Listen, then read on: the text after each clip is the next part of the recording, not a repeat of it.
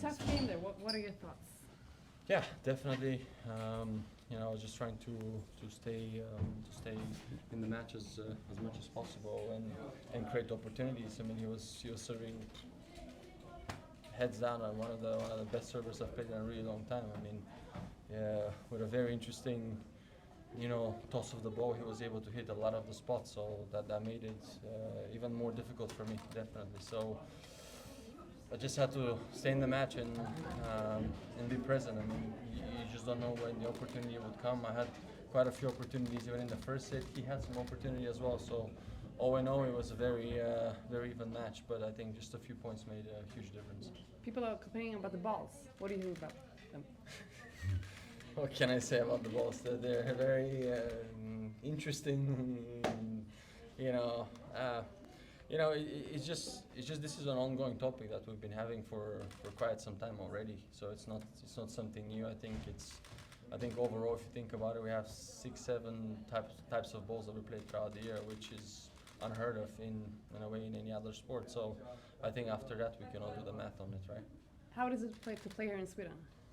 It's great. I mean, I don't know. For me, it feels like home. As I said, 17 years ago, I came here and I was practicing on that very court in I think December, in the very cold December. I lived here for a bit, so I don't know. I'm fairly relaxed out here, and I'm very humbled every time I get the chance to come back to places where not only that I've had success, but I've had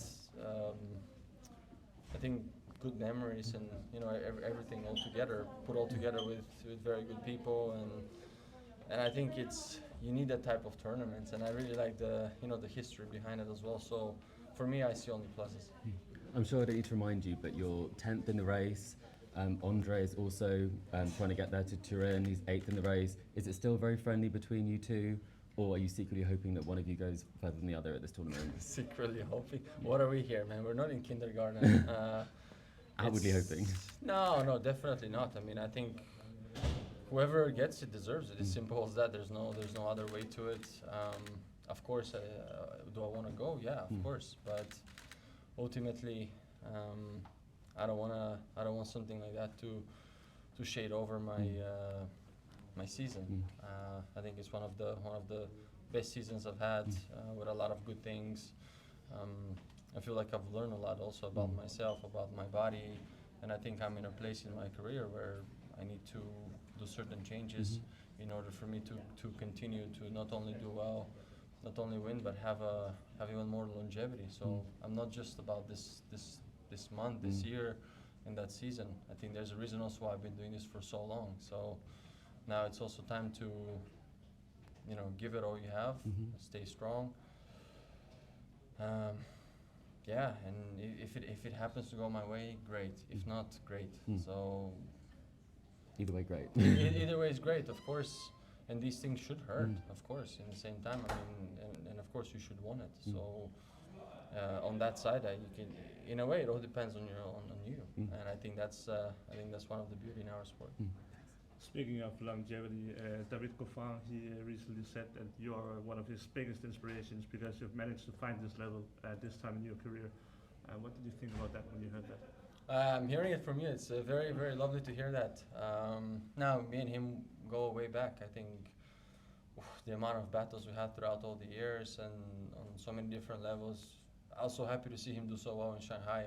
Honestly, he was just became a father, and I saw him there. I think, and it was, I don't know. I feel like such a joy when I see someone that I've not grew up with him. We don't have that big of an age gap, so it's just nice to see going through all these motions, and then becoming a father, playing. Actually, he played, I think, absolutely amazing in Shanghai. So it's lovely to have that, I think, and especially where I'm